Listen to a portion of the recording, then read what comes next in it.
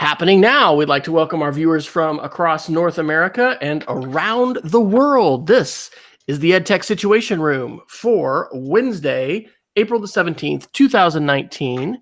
This is episode 131.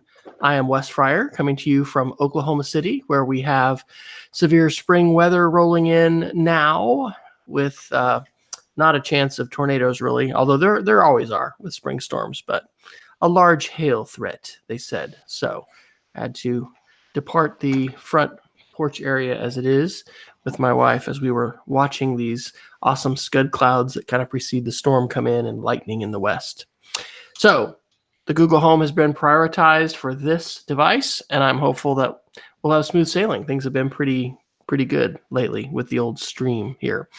But joining me as always is Dr. Jason Neiffer, coming to us from the land of snow and snow melt in Missoula, Montana. Jason, how is life in the great white north of the United States, we'll say? Yeah, that's pretty legitimate. So good evening, Wes. It's all good here in Missoula. It's been pretty rainy, like cold, rainy, gray the last couple of weeks. I did go to Helena, the lovely capital city of Montana yesterday I spoke to a family member's science sim class about my 2015 kidney transplant. And as it turns out, I ran into a blizzard on the way there. So it was literally, sideways snow going down a mountain pass in fabulous Montana. But that's what things look like in Montana during the springtime.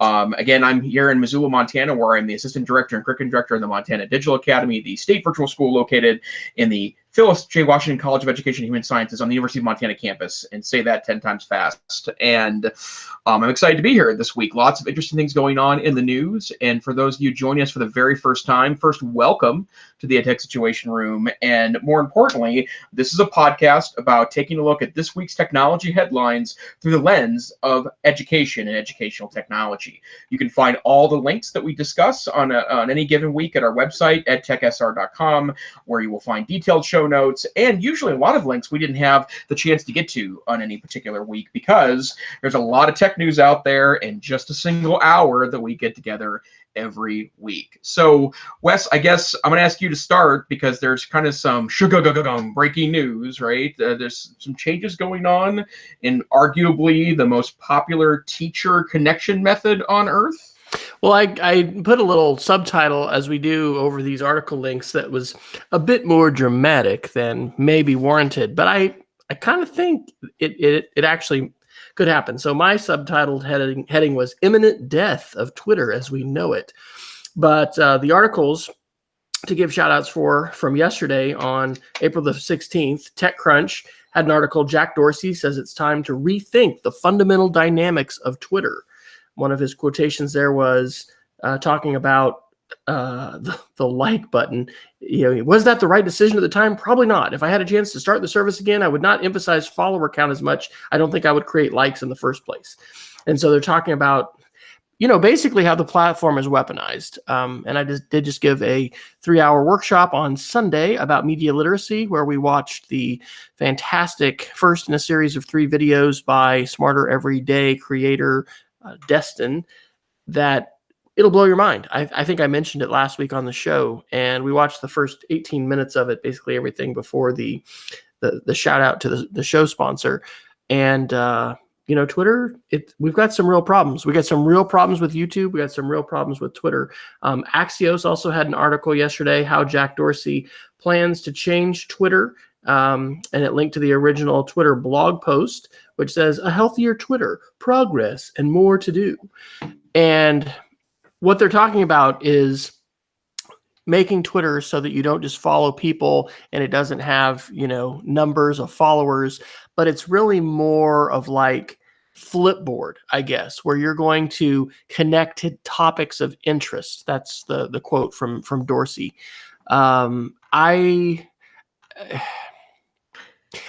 I don't know. I actually did log into my Mastodon account, which I've been laughed at by folks like Miguel Gulen for, even, kind of setting up a Mastodon account, but Mastodon is like Twitter, but it's federated. So that is like email. Email is federated. And although many of us in our schools use Gmail, the world does not use Gmail universally. When it comes to Twitter, there's only one way to use Twitter, and that's to log on to their website and be on the central, Twitter directory and Twitter database. And so I suspect that we are going to see some changes. One of the things, and I think I mentioned last week, I'm feeling somewhat pessimistic, and maybe I shouldn't, but I don't know if the platforms can handle the weaponization and the bad actor exploitation that we've continued to see with the assumptions or the basic fundamentals that they have now. Like YouTube, anybody on unauthenticated whatever can upload as much video as they want. That's a given for YouTube. I think that is going to change. Now, that's not based on any articles this week, but just that's my crystal ball using my Palantir stone, which I happen to have here in Oklahoma City. And then the other thing is with Twitter, I think they're going to they're using. I buy what Destin says in Smarter Every Day, that they're using the best mathematical algorithms and AI and computational computational thinking, machine learning, and all of the top minds, the best that money can buy, right, are working on these teams right now in Silicon Valley, and they're not able to do that. Now, that's not to say that the march of AI is going to bring better capacity, but it's such a cat and mouse game. I think we're going to see some basic changes. So what do you think, Jason? Are you Pollyanna? Do you think all of this is just for naught, and we really should get back to our 2005 optimism about Web 2.0, and let's sing Kumbaya right now? I have the same concerns you do, and I think it's also problematic because I'm not really sure what the solution is here. And I think part of, not to necessarily speak for you, Wes, but I would imagine that part of what you're struggling with is the same thing I'm struggling with, is that I can't imagine a world where we uninvent these technologies, not just because you can't, right? You can't uninvent the space, but more importantly, the good that these technologies provide have to be balanced with regulating the bad or undesirable out of it, right? And that's the part that I have a really hard time with. I am a little disappointed. Last week we reported on the podcast that a lot of people had warned YouTube about the particularly violent videos and how it was being used to perpetuate bad information and become a platform for people to congregate around the notion of kind of anti-science and kind of antisocial behavior in broadly in cultures. But at the same time, like, YouTube is the most impressive library of e-learning information that's ever existed, and it's the largest video library that the world has ever seen, and continues to grow, not just with low value content, but extraordinarily high value content. And so for me, I think the big problem is that I don't know where we go next with this, right? Like, how do we fish out the problematic behavior and still keep the amazing things that the technology does to empower? Because unfortunately, empowerment is not always aimed at good, right? Empowerment empowers broadly. In fact, the prospect of the internet and the prospect of technologies like YouTube and Twitter and Facebook, for that matter, is that anyone can have a worldwide audience, anyone can publish. So I don't know either, right? And it's funny because I feel like I'm actually, in the last 2 or 3 years, I've actually reintroduced myself to a lot of technologies that, not that they were not on my radar, but they weren't part of my daily media diet. And now I regularly watch a couple of, they're funky but interesting YouTube channels. And I'm got back on Reddit because there's some extraordinary communities of just shockingly nerdy people that I get along really well with, that I can explore my unique passions. And so I think that's problematic. The one thing I would mention is that notion that Twitter becomes kind of a Pinteresty kind of thing, right? That sounds like what maybe they're going towards, or some way to share and not necessarily to interact. That's fine, but people just move somewhere else, right? And to be honest, if Twitter decides it's now this library of shared stuff and not interaction, then I guess I want to announce my new startup called Bitter. I guess we call it Bitter. You can go on a Bitter and send 280 characters to friends based on people you're connected with. Well, here are some thoughts on that. Number one of my thoughts is, when are we talking about technology current events in school today, right? Probably, and Jason and I kind of have this mutual connection, probably in the debate team, right? Because debaters, are debating their topic. And then a lot of times for speech teams, you're doing extemporaneous speaking, you're speaking to current events. It just occurs. I heard a comment in one of the sessions. I was just at the Atlas 2019 conference in Dallas the last 4 days. And, someone was lamenting the chilling effect, basically, that our polarized political environment has had on the discussion of current events in many schools today, because there's a lot of fear around, kids and parents getting upset, perhaps that, a teacher is espousing a particular view or whatever. And so I don't have any research to back this up, but anecdotally, it sounds like a lot. There are fewer conversations happening about current events today in classrooms, and that's a direct result of our polarized environment. So that's one educational connection that we really need to find ways to be talking about this.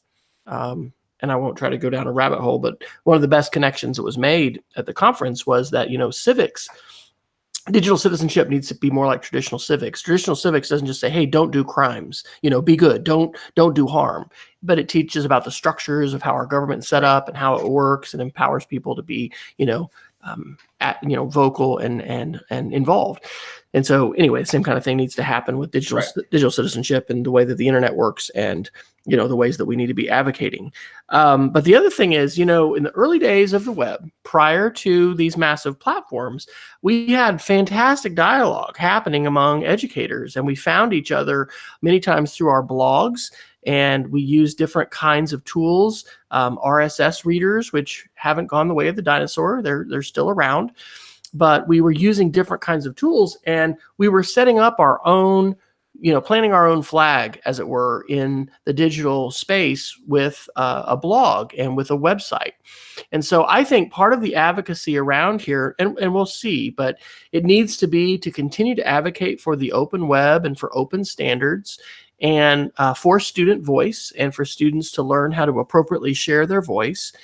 And I think that if, let's say, Twitter does go away, and I think, like Jason, using it on a daily basis to learn and to connect, and to, I think, for my mind to grow in very positive and constructive ways.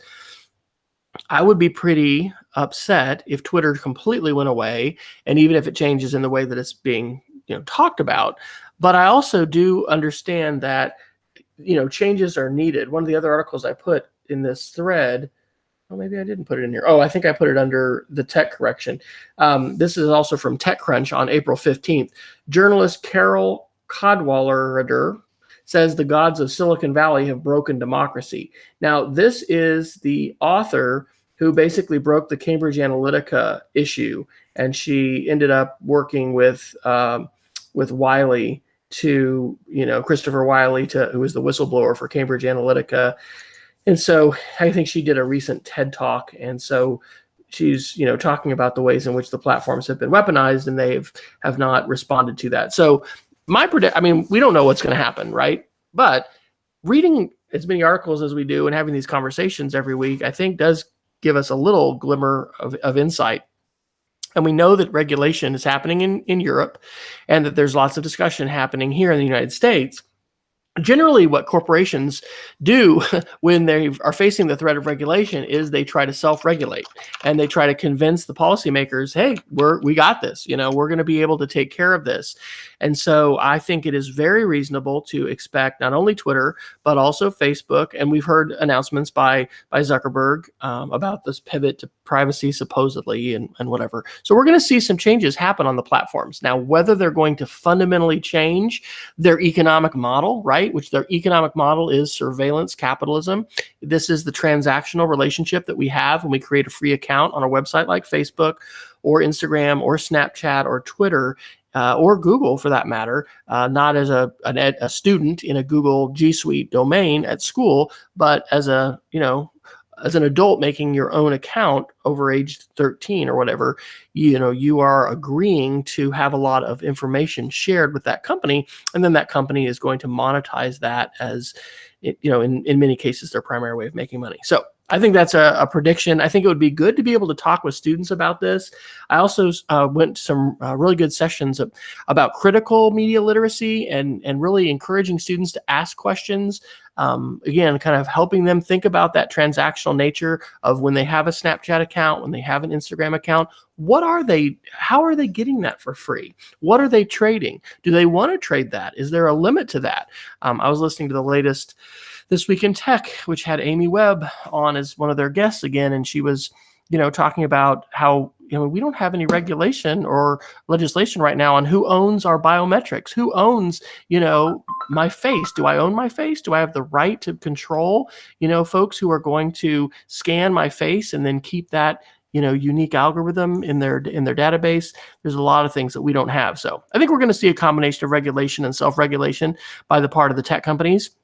And I think we're going to see, our best efforts to try to address these issues, because as I think I might have said last week, I think the worst is yet to come when it comes to elections, when it comes to the ways in which there are nation states and other kinds of groups that are weaponizing these platforms. Things are only getting faster in terms of processing power and capability and with AI. So I think that it is a rather grim prospect in the near term, but hopefully we can return to some optimism in the long term. And even if we did have these platforms which offer virality, and that's one of the big things that's different from now than like 2005, right, is, I didn't put something on my blog, or anybody did in 2005, and then have, mainstream media pick it up across the globe and suddenly it's a sensation. And that element of virality is happening because these platforms are global and because of the way that they're designed. So we will see, but it definitely would be good things to engage students in conversations. And if you're doing that in your class, kudos to you, and give us a shout out. Let us know in what context are you visiting with students about these issues, because these are big, they're important. They touch on some fundamental precepts about liberal democracy and autonomy and basic things like that. Well, and also, Wes and I don't have as much direct access to students as we used to in previous positions in our lives. I'd love to hear what kids are saying about this, right? That's the other piece of it too, is that I know from having family members that are below the age of 18 that, as an example, like, kids aren't on Facebook, right? And there's research to go behind that. But so that particular part of this discussion is probably not as critical as other pieces. But if your main social media channel is Snapchat, for example, are you as impacted, or do you think about this as in the same way that someone who is a 20, 30, 40, 50, 60 something that is embroiled in Facebook and may have been part of or even duped by the extraordinary things that happened during 2016 regarding the elections? And I think that's a critical piece. And I'm a history teacher by training, a history and government teacher by training. I think there is an extraordinary impact that technology is having in government. And Wes, I'm disheartened to hear your view of that, and also the broader view that these things just aren't getting talked about as much because current events in general are being kind of scared out of the classroom in the current political environment. That disgusts me as a government teacher. I get why it's happening, but these are the kind of things I think that we need to be having good, honest conversations about. So yeah, good stuff. So there was one other thing I think you had also related to this, and I want to mention it because I pinged you back on Twitter about this today. The thread that you pinged me about regards to classroom discussion. Yeah, Mike Caulfield, who's at Holden on Twitter, had a pretty interesting rant about dialogue. And I thought, with all your connections to Yeah. online, that may be interesting. What were your thoughts? Well, I would say that very broadly that when we talk about digitally based online discussions, they're generally terrible, and I have to say that the whole notion of the traditional, 25-year-old model now, a discussion question that is not quite commentary based, right? It's mostly factually based, or has just one or two answers that can be utilized, and the answer or write one post and answer two others. I have really railed against that for years now, because it's such an artificial construct that is really not bringing any sort of the interactivity that you wish for in an online class that you may be pining for in a face-to-face class. And there's a couple examples of that. First, at no point is a successful discussion about you saying one thing and then waiting for your classmates to say something else so you can respond to two of them, right? That's not a part of a face-to-face discussion at all.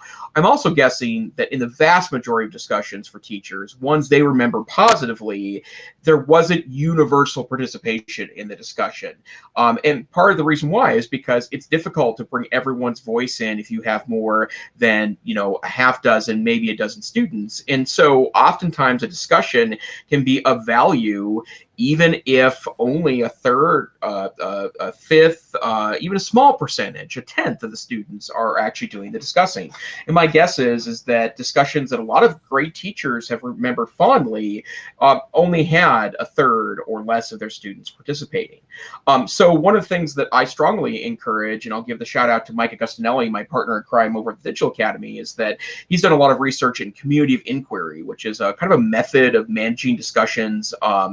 Our good friends to the north, Alberta, there's a lot of distance learning in the province of Alberta, and apparently I think it's the University of Alberta that is doing a lot of the interesting work here. But there are ways that you can manage a discussion. They take more time as a teacher, but you can actually start off by writing great questions and then really managing the discussion. And I like to note that because it has a lot to do with my day job and my passions there. But I do think that a lot of the things that are challenging about discussing things online, the reason why is because we're still struggling to find models that really work. And one of the reasons why is that these are really labor-intensive models, right? And I think all good teaching is a little labor-intensive, right? You need to work hard to set things up to where you can make sure the students feel prepared for lessons, and then be able to let go when you need to and jump back in when you need to, which is also a great discussion as well. So I wanted to note that I saw that discussion going on today, very interested in the topic, but I do think that you can plan good distance learning, online blended learning discussions. You just have to manage it, and it often takes way more time than probably you would estimate, but you can usually get good results. Awesome. Well, where would you like to go next? There are numerous other categories that you have put in for tonight. So yeah, so I would like to talk maybe some kind of nerdy tech for a little while here. First and foremost, let's talk a little Android. Lots of articles about the Samsung Galaxy Fold, which is the folding cell phone announced earlier this year at Mobile World Congress. This is a $2,000 cell phone that essentially has a foldable, and for those of you that are just listening to the podcast, I'm going to make some hand motions here, a foldable phone that has a big screen in the middle, and then when you fold it, it's also got an outside screen. So it's a kind of an interesting device to be able to do that. And I've seen a number of videos from reviewers and early adopters, and it looks pretty sweet, actually. It looks like a really decent phone, but I was very amused that despite the fact the cell phone selling out, this morning's Verge had an article from an author. 95 Google had another article about this, that screens are already breaking on the foldable phone, which is sad. But right? those things, I mean, that is just like with Apple. I mean, those are the kind of articles that they're going to try to, blast up right to the top. So they are. The question is that a common experience? And, to what degree is that outlier is that an outlier story? I mean, is there Right. any way to tell at this point? There's not. And I read both. The Verge article in particular I thought was interesting because it felt like it was fairly balanced. But, and I have also seen articles that one of the reasons why they didn't allow journalists to touch the phone at Mobile World Congress is they were still in the middle of durability tests. And if you've ever been to an IKEA, you'll know what I'm talking about. But one of the funny things at an IKEA is they will have a setup there where an artificial rubber butt is sitting up and down in a chair, and they try to argue that, we test these chairs for 97,000 sits and going, right, so that this chair will last a long time. And the machine I saw was literally like mechanically opening and closing the phone to try to simulate what regular use over a year or 2 years will be. Of course, if you're the person that adopts the $2,000 cell phone as an early adopter and a technology that has no market competitor right now, right, that there are other phones that are going to be foldable, but this is the one that's first broadly to market, then if it breaks right away, that's kind of shame on you, right, because you kind of asked for that. But it will be interesting to find out how that plays out.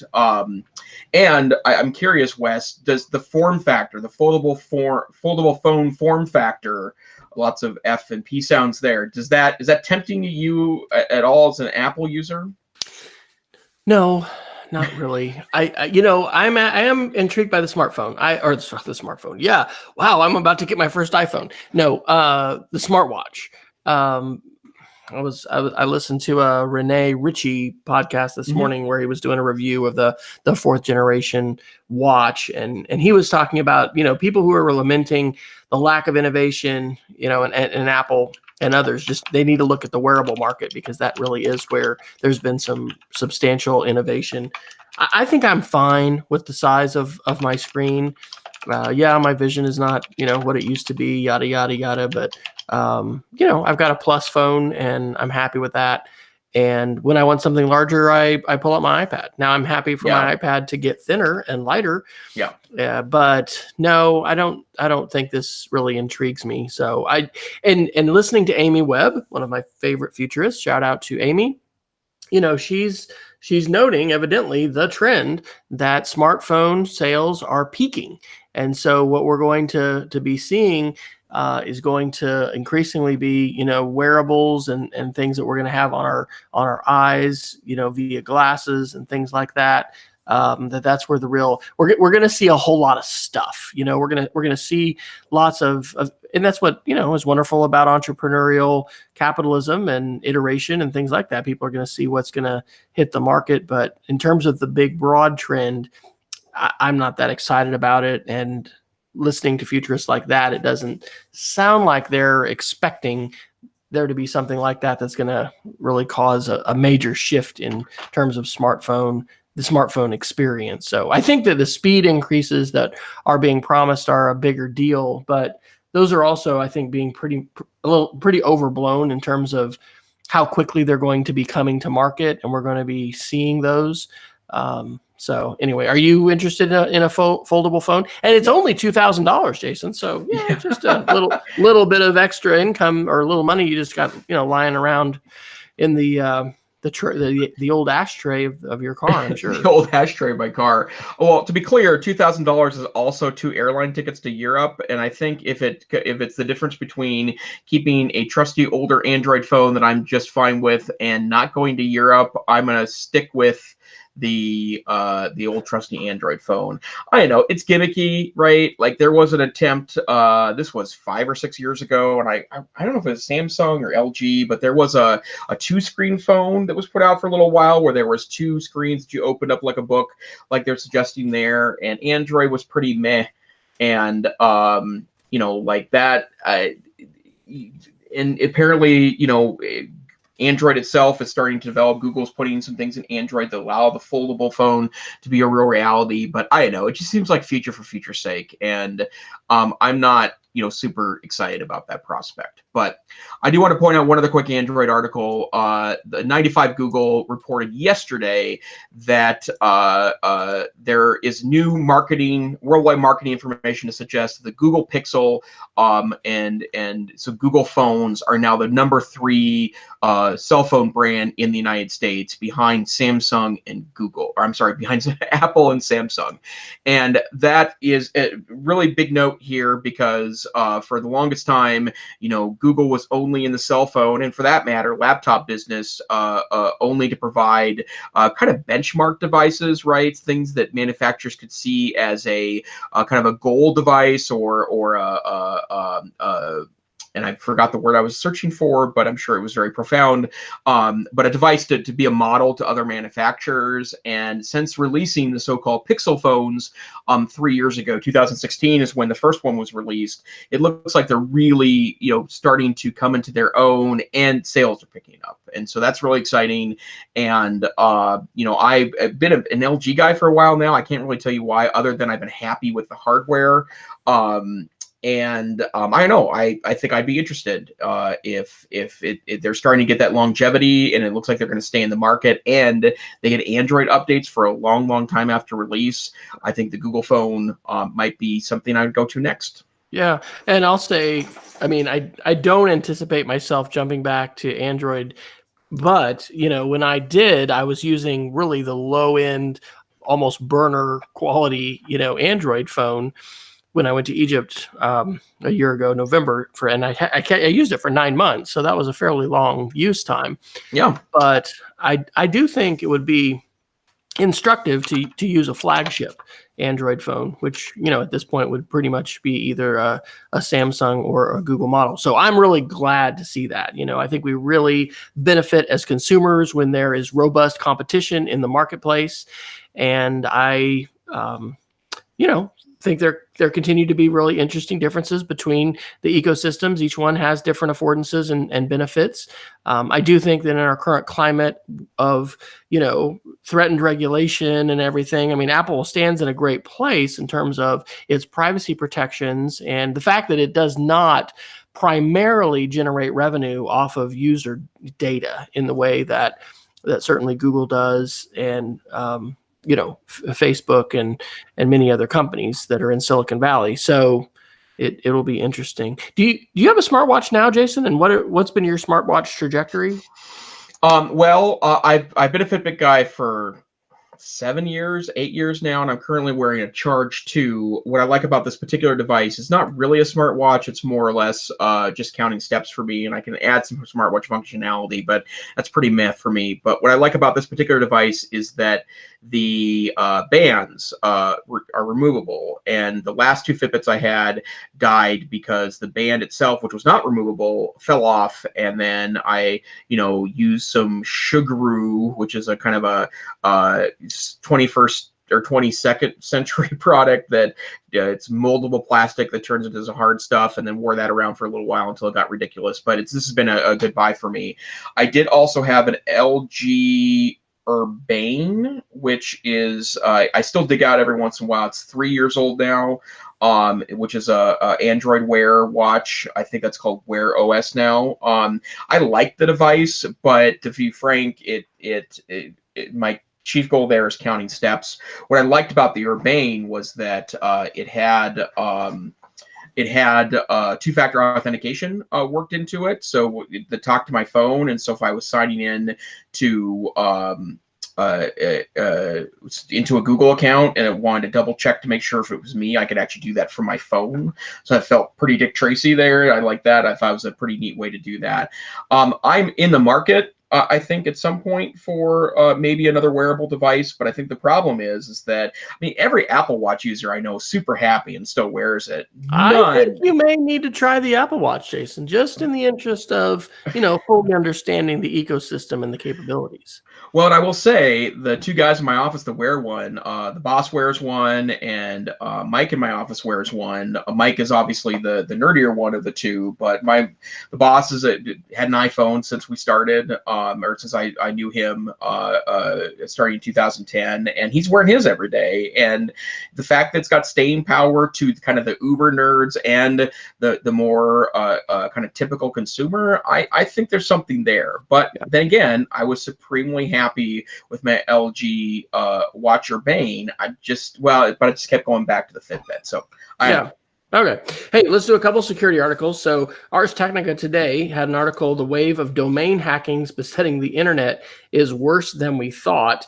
They also linked to an older Brian Krebs article. We've mentioned Brian before. He's one of the foremost security researchers in the world today. This was an article from February 18th on his blog. Oh, that should be 2019. A deep dive on the recent widespread DNS hijacking attacks. So this is problematic for a lot of reasons. DNS is one of the undergirding technologies of the entire internet.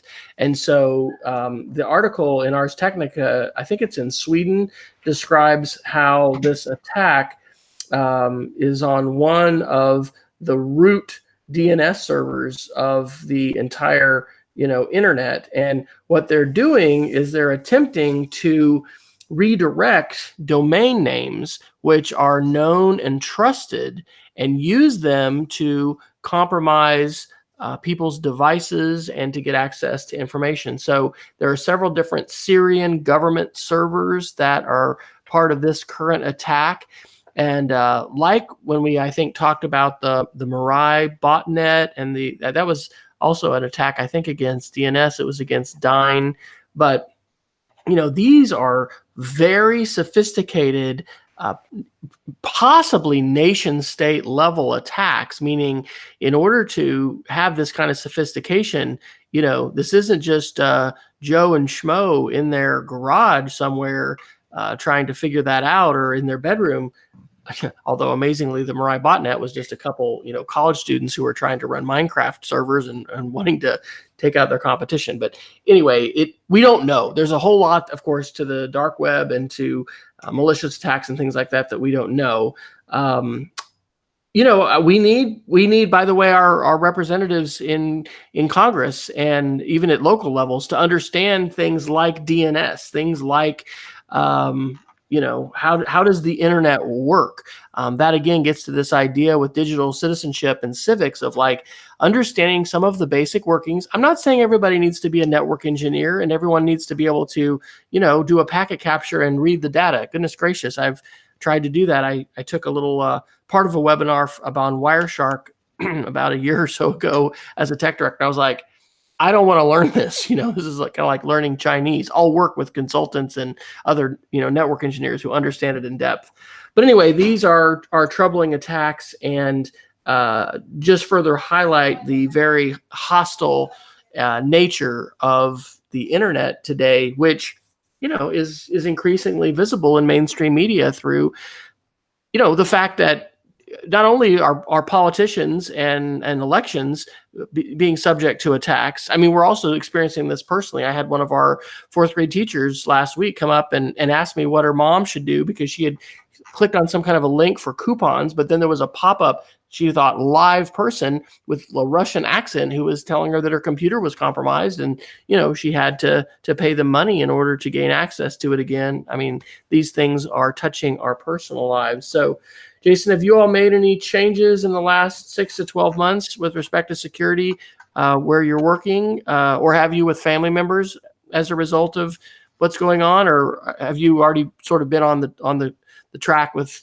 password managers and multi-factor analysis and other things that you haven't made that many recent changes? We've had more discussions as part of my day job regarding this and are starting to give more direct commands is probably not the right word, but advice to our teachers about good kind of technology security and password hygiene and those things I think are pretty important.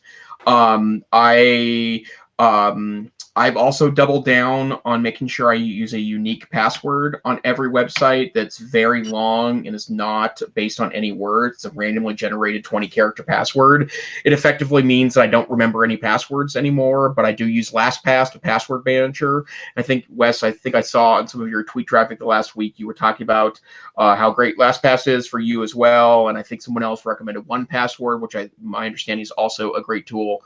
But I think that's kind of where we're at right now, right? And there are there's a lot of interesting podcasts out there about kind of tech and culture that talk about how we are really in an extraordinary time period because of the shocking number of really, really, really nasty actors out there that are doing nasty things. And I think the domain hijacking issue, along with a half dozen other security pieces, is all pretty problematic. But one thing I would also tell you, and I know Wes does this, which is amazing and extraordinarily laudable, and I would recommend others do it as well.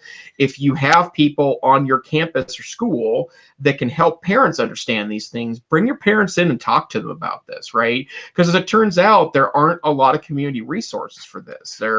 I do know that some interest groups that deal with certain segments of the population, I know the AARP has become much more vigilant about helping seniors build in good cybersecurity into their day-to-day practice, going along with their overall mission to help seniors make good financial choices. I think that's a wise move, but this is an all hands on deck thing, right? And as more and more stuff is on the web, right, and as more and more of our lives require the web for everything from scheduling driver's license exams to accessing critical information about your life. This year, we were required to go online to get a special tax form from the state of Montana because they're not printing them anymore. It was the last year's refund form that's part of filing your federal taxes this year was not offered online, and there was an alternative that you had to, like they suggested, you go to a library if you didn't have a computer at home. And it's an important piece of what we do. So I think being proactive about that is pretty darn important. You put a couple privacy articles, privacy articles in there, including that facial recognition machine. You want to chat about those a little bit?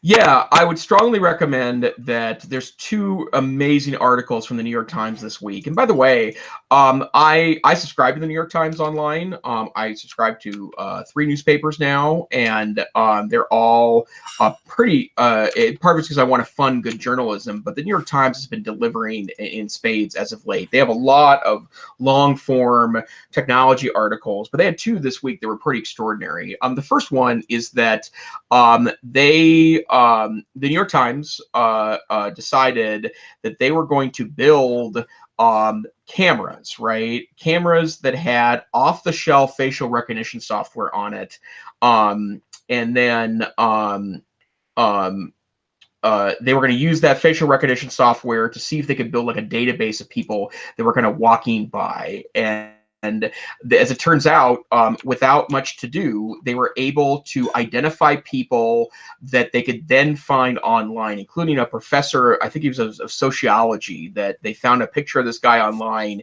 And based on searching images and databases that you think about, the people that, or most people have an image of them somewhere online that's identified like in a Google image database.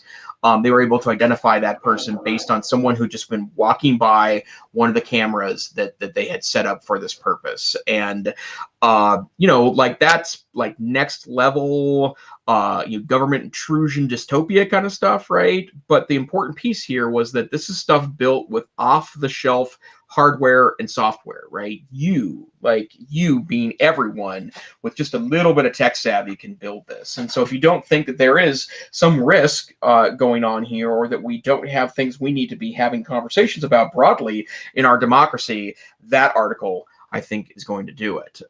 So, Wes, will you be putting your tinfoil hat on tonight and not going out into public again?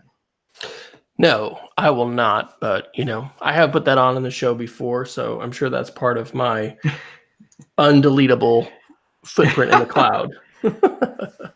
So, but I don't know if did we have an article about this? These were guys in Russia who had put together this incredible database that was just quickly searching their, essentially Facebook. And because of API access and whatever, I mean, just in a few seconds, they were able to turn up, pretty incredible results with millions of records and things. And it was the AI, it was, being able to do image recognition.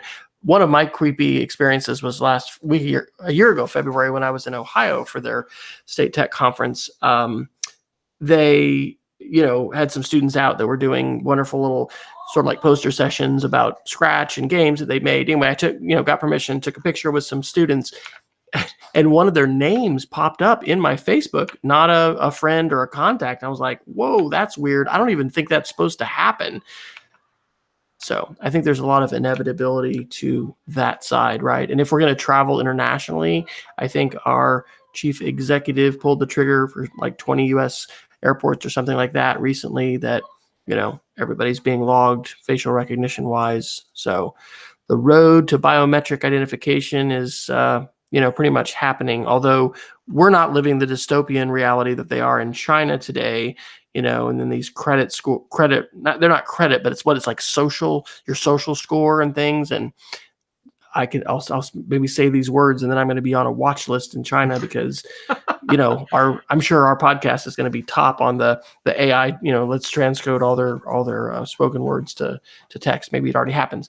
But anyway, the Uyghur minority that is in Western China, which is severely persecuted, there's satellite imagery showing, thousands and thousands of people in relocation, what may amount to concentration camps, re-education camps. It's horrific. And because the Chinese government really is fearful and opposes religious minorities, especially that are organized. Anyway, the ways in which they're deploying their AI facial recognition is pretty scary. And so it's tough to watch, and we want to, I think educate students about that and hear what their voices and their perspectives are, because some of these things aren't necessarily in mainstream media, and it just might not be unless we're talking about current events, and specifically the ones that involve technology.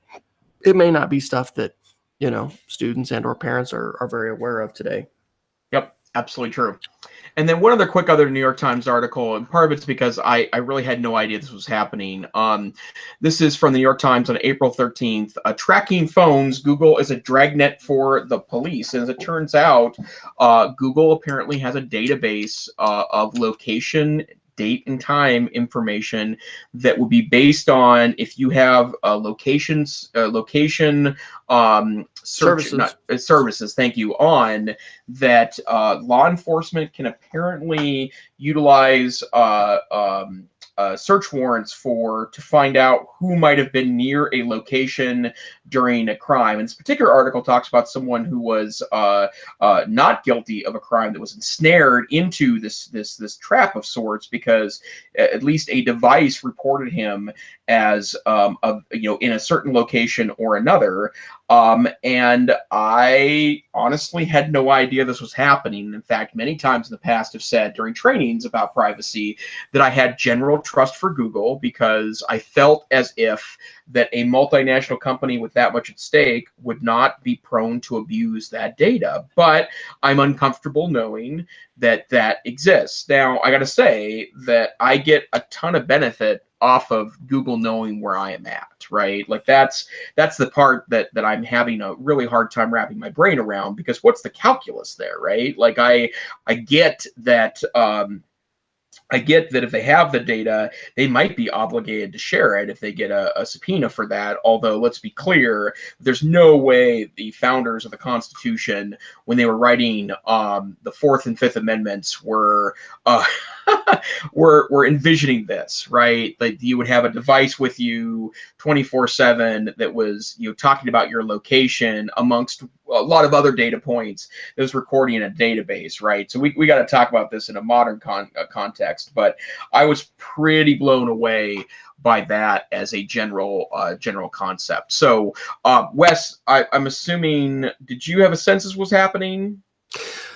I actually heard about this article also listening to that Twit podcast tonight, which I didn't finish. But, I think we reported on our show a number of months ago, something like this, but Google was fighting it I think, because it was going to be, kind of this big dragnet, instead of Right. just saying, hey, I want, judge, here's a warrant, I want this specific information. They're saying, let's get all the data for all of the phones, that were in this particular area.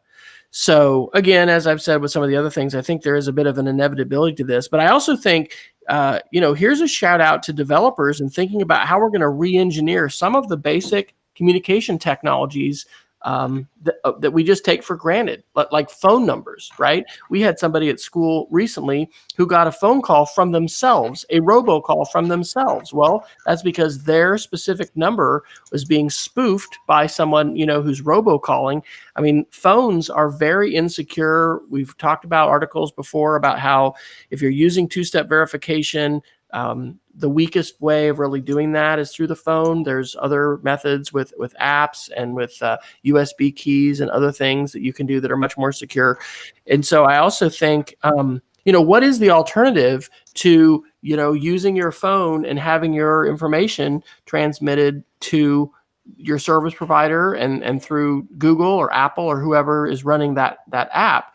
I know I've seen some interesting things about mesh networks in Boston, probably MIT students involved, that have to do with how you could have a data network that was allowing basically people to set up nodes, and you'd have connectivity, but it wouldn't necessarily be through an ISP. It could be more democratized.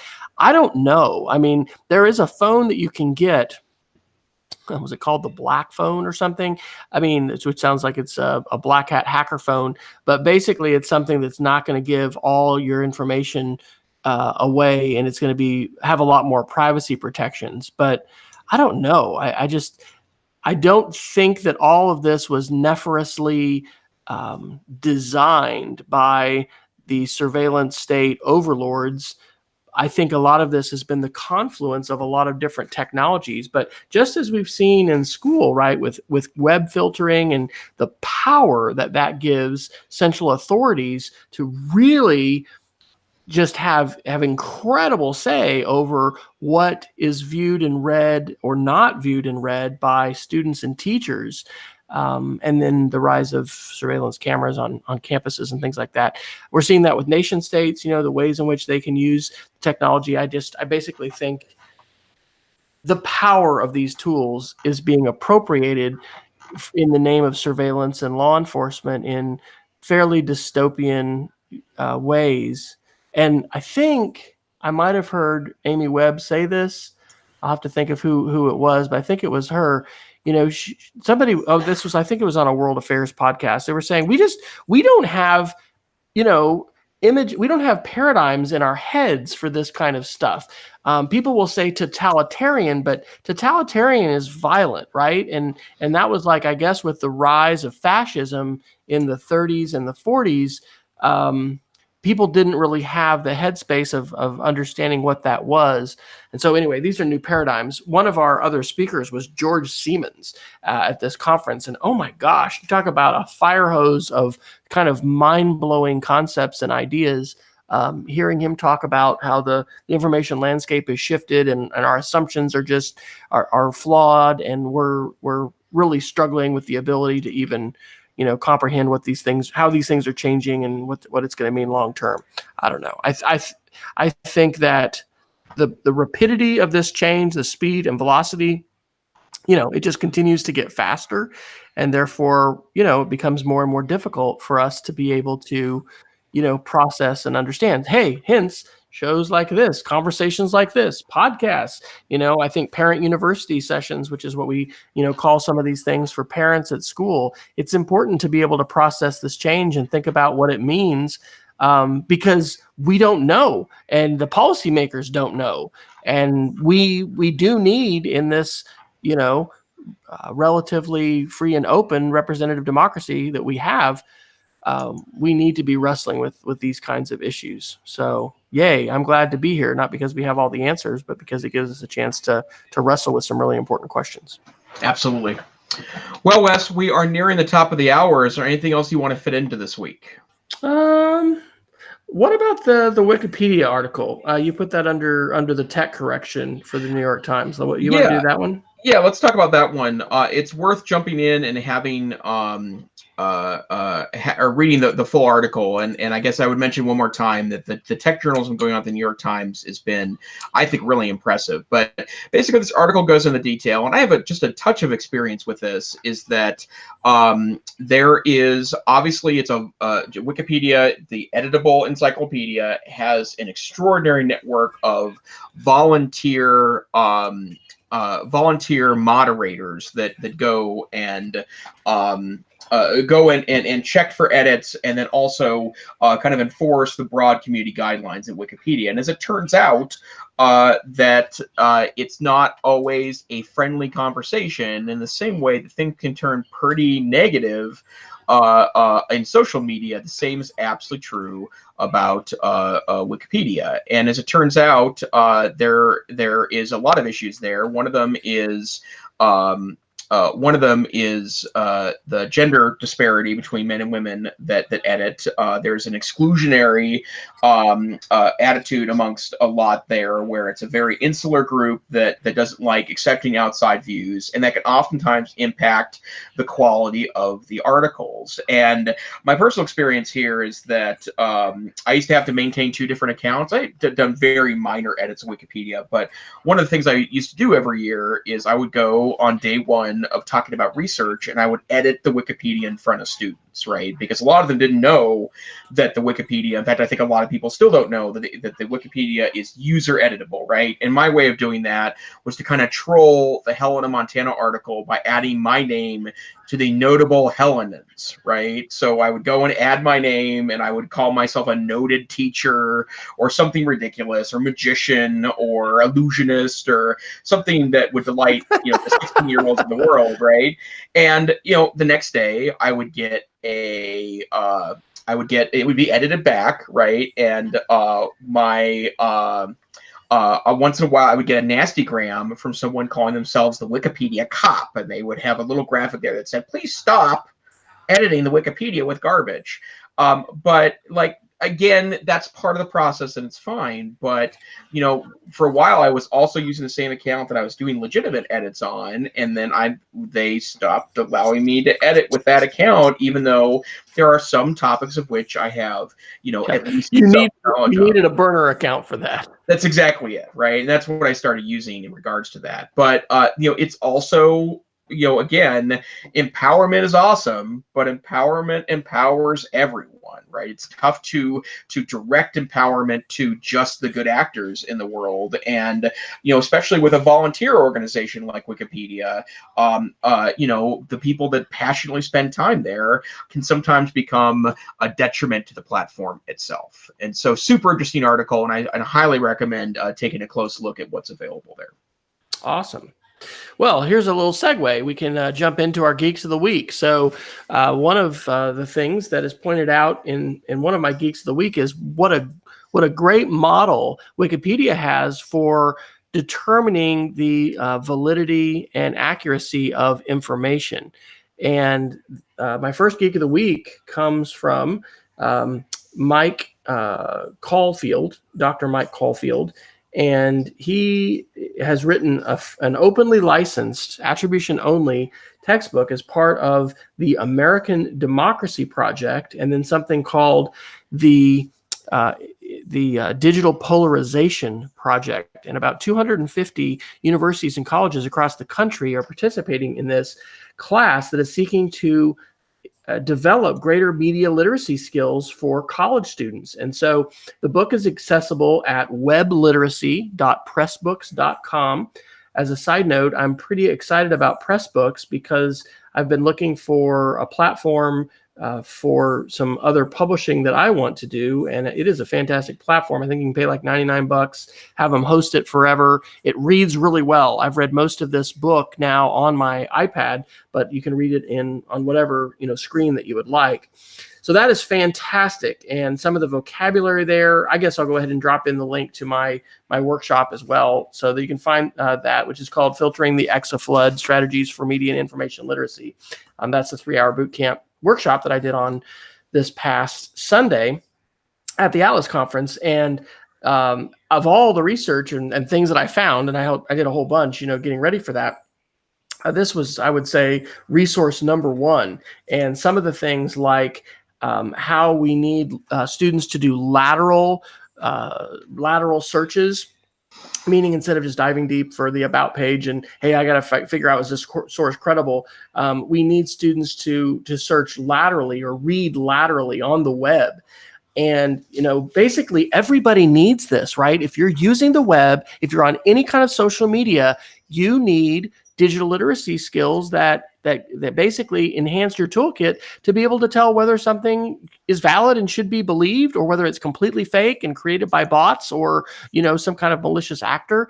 And so there's a lot of very specific activities and tools. It is a course ready to go, Jason. So if somebody for the Montana Digital Academy is looking to do a media literacy course, there you go. Here's an openly sourced textbook that's ready to go. And then my second quick one is just my Mastodon account. I will probably continue to play with this. Again, Mastodon is like Twitter, but it is a federated situation where anybody can run a server. I happen to be on the Mastodon instance, mastodon.cloud. And you can find me at mastodon.cloud/@WFryer.